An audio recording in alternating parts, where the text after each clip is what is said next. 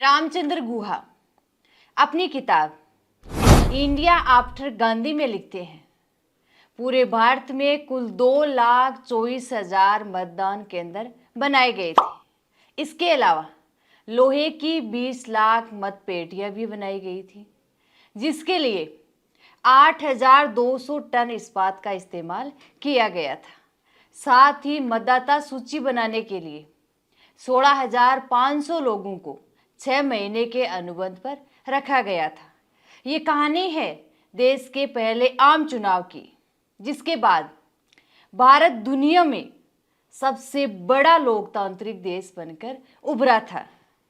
तो देश का पहला आम चुनाव कैसे हुआ था, पूरी कहानी समझने के लिए आइए शुरू से शुरू करते हैं। 15 अगस्त 1947 का वो दिन और उसकी पहली किरण, वो किरण जो भारतवर्ष के हजारों साल के दिल्ली सल्तनत, मुगलिया हुकूमत और अंग्रेजों के सालों साल की गुलामी को चीरकर देश के करोड़ों लोगों को एक नया उजाला दिया था।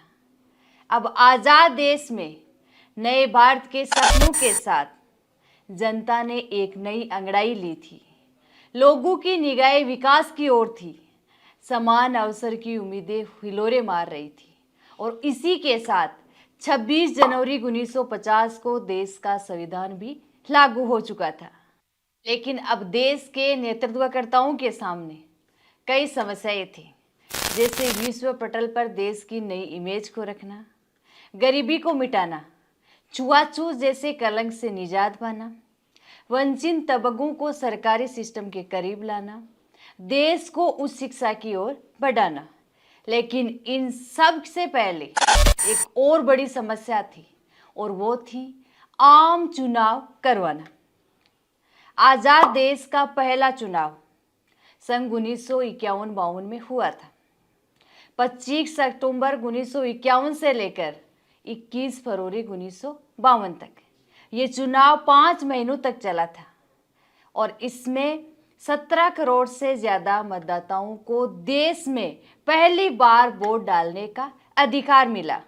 लोकतंत्र के इस पहले महाकुंभ में कुल 4,500 सीटों पर चुनाव हुआ था, जिसमें से लोकसभा की 489 सीटें थी, वहीं बाकी विधानसभाओं की सीटें थी। इस चुनाव में लोकसभा के लिए कुल 1,876 उम्मीदवारों ने अपनी किस्मत आजमाई थी। पहले आम चुनाव में 14 राष्ट्रीय पार्टियां व 39 क्षेत्रीय पार्टियां चुनाव मैदान में उतरी थी, जिसमें मुख्य थी कांग्रेस, भारतीय कम्युनिस्ट पार्टी, सोशलिस्ट पार्टी, किसान मजदूर पर्दा पार्टी, हिंदू महासभा और भारतीय जनसंघ। अब यहाँ एक सवाल आता है कि इस पहले आम चुनाव में किस पार्टी को कितनी सीटें और कितने वोट मिले, तो आइए इसकी भी पड़ताल कर लेते हैं। पहले आम चुनाव में सबसे ज़्यादा वोट लगभग 45% कांग्रेस को मिले थे और इसी वोट बैंक के साथ कुल 364 सीट जीतकर कांग्रेस ने प्रचंड बहुमत हासिल किया था। कांग्रेस के बाद 2 नंबर पर थी भारतीय कम्युनिस्ट पार्टी, जिसके खाते में 16 सीटें आई थी। वहीं सोशलिस्ट पार्टी को 12 सीटें मिली, किसान मजदूर प्रजा पार्टी को 9 सीटें मिली और हिंदू महासभा को 4 सीटों पर जीत मिली।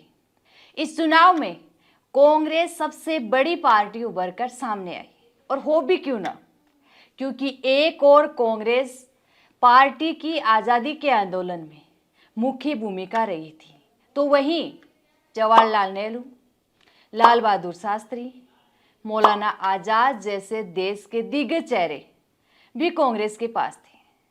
अब इस बम पर जीत और उम्मीदों का बोझ लिए जवाहरलाल नेहरू देश के पहले निर्वाचित प्रधानमंत्री बने। लेकिन इस पहले आम चुनाव के बारे में लिख दिया जाए या पढ़ दिया जाए, इतना आसान भी नहीं था ये चुनाव। इस चुनाव में चुनाव आयोग के सामने बहुत सारी परेशानियां आई थी।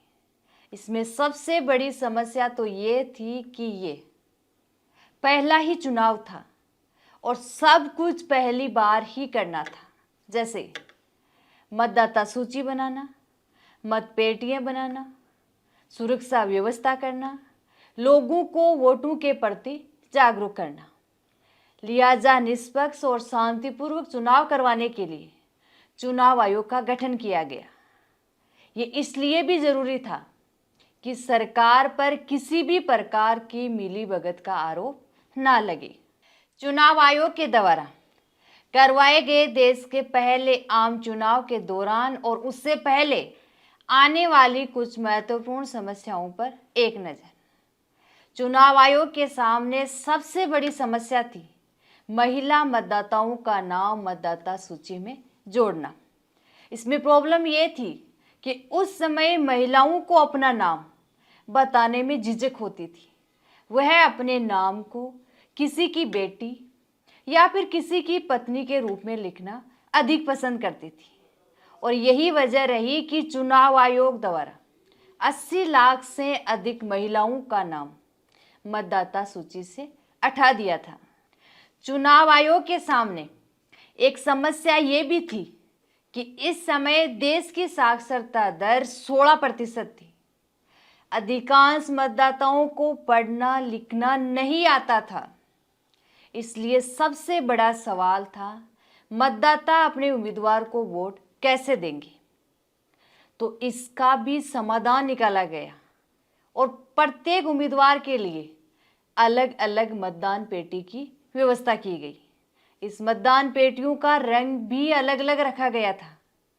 साथ ही उम्मीदवार का नाम व चुनाव चिन्ह आदि सभी जरूरी चीजें इस पर अंकित की गई थी ताकि मतदाता आसानी के साथ अपने उम्मीदवार को अपना वोट दे सके।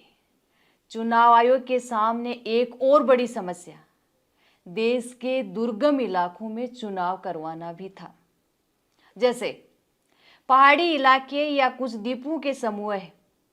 इस चुनाव आयोग के दौरान मतपेटियों को इन दुर्गम इलाकों तक पहुंचाने के लिए कई नदियों पर खास तौर से पुलों का निर्माण करवाया गया था, तो कहीं सड़कें बनवाई गई थी। वहीं हिंद महासागर के द्वीपों में मतदाता सूची पहुंचाने के लिए नौसेना पोतों का भी सहारा लिया गया था। इस पहले आम चुनाव को लेकर कई प्रकार के किस्से और कहानियां हैं, तो कई तथ्य हैं तो कई अनोखी जानकारियां हैं जिसे आप पढ़ सकते हो हमारी वेबसाइट santoshbugalia.com पर जाकर, जिसका लिंक आपको नीचे डिस्क्रिप्शन में भी मिल जाएगा। ये वीडियो आपको कैसा लगा कमेंट करके बताइए। अगर अच्छा लगा तो शेयर कीजिए और हाँ, आपको किस प्रकार की जानकारियाँ सुनना अधिक पसंद है कमेंट करके ज़रूर बताइए। जय हिंद।